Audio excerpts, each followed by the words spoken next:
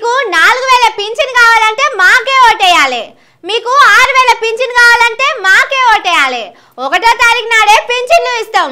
ముసలవ్వలను తాతలను మంచిగా చూసుకుంటాం. మనవరాళ్ళు పైసల కోసం మీ చుట్టే తిరుగుతారని కాంగ్రెస్ వాళ్ళు ఓట్ల ముంగట చెప్పిండ్రు. ఇప్పుడు ఏమైతున్నదో మనం కూడా చూస్తూనే ఉన్నాం. గురువు ఓ తొవల పోతా అంటే శిష్యుడు మాత్రం ఇంకో తొవల పోతున్నాడు. పింఛన్ల కోసం మన తాన ముసలోళ్ళు సర్కారోళ్ళ చుట్టూ తిరుగుతున్నారు.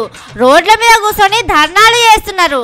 కానీ పక్క రాష్ట్రంలో రేవంత్ సార్ గురువు చంద్రాలు సార్ మాత్రం ఇండ్లకు పోయి పింఛన్లు ఇచ్చి వస్తున్నాడు.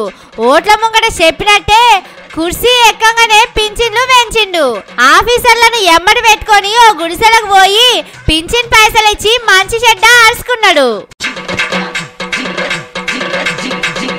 చంద్రాలు సారు ఉట్టిగానే పైసలు చేతిలో పెట్టింది కానీ వాళ్ళ మంత్రి రామానాయుడు సార్ అయితే తాంబాలం పెట్టి కాళ్ళు కడిగి పైసలు చేతిలో పెట్టి పోయిండు.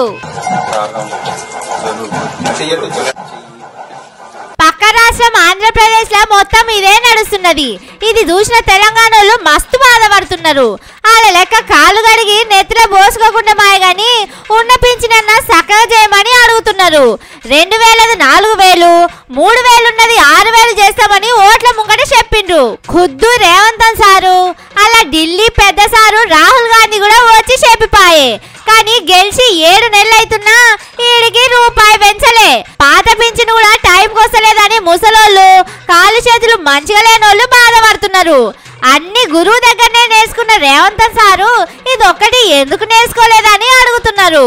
నెల తిరగక మొదలే అక్కడ పింఛన్లు పెంచి ఇస్తా అంటే ఇక్కడ పాత పింఛనే టైంకి వస్తలేదంటున్నారు. చంద్రాలు సారు పబ్లిసిటీ చేసుకుంటానికే పోయిందని కొందరు అంటున్నారు. కానీ ఆయన ఇచ్చి పబ్లిసిటీ చేసుకుంటుండు. రేవంత్ సారు పైసా పని చేయకుండా వాళ్ళ టీవీలు పేపర్ల మస్తు పబ్లిసిటీ చేసుకుంటుండు. రూపాయి రుణమాఫీ చేయక మొదలే పాలాభిషేకాలు చేయించుకుంటాని గరం అవుతున్నారు.